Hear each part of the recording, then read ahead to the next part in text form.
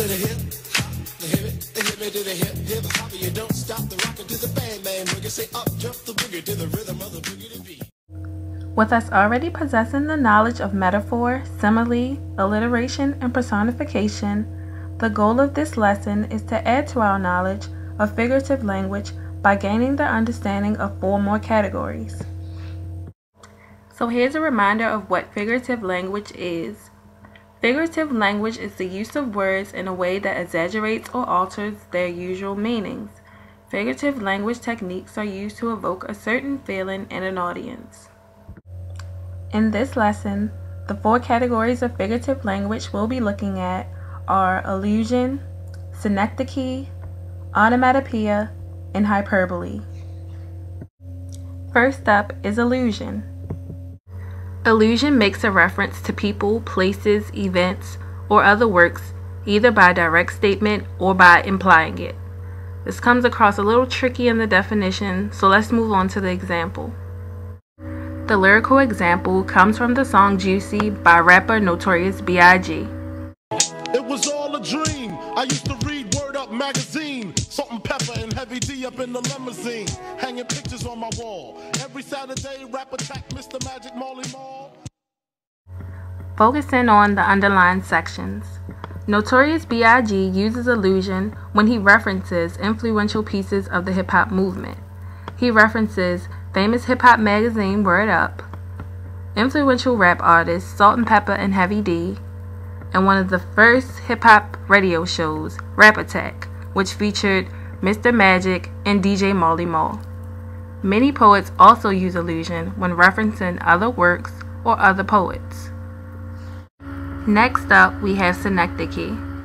Synecdoche is when a term for the part of something is used when referring to the whole, or vice versa.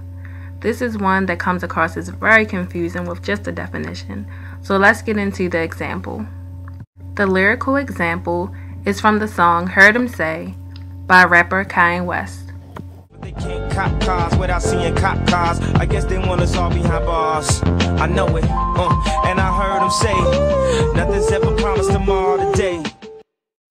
Focusing on the underlined section. When Kanye West says, I guess they want us all behind bars, he is using bars to refer to jail, and that is synecdoche. He's using a term for the part of something to refer to the whole thing. Next up, we have onomatopoeia, which is my personal favorite category of figurative language. Onomatopoeia is the use of words that phonetically mimic the sound that it's describing. The definition is a little formal, so we're going to move into the example to show you exactly what we're working with. The lyrical example comes from Nicki Minaj's Roman Reloaded.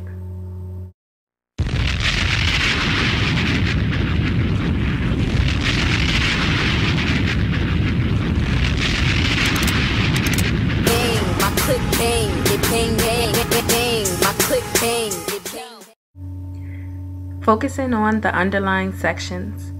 Bang is an example of onomatopoeia. The easiest way to understand onomatopoeia is to think about it as a sound word. It sounds like the sound that it makes. Bang is the word and bang is the sound. Take a look at this.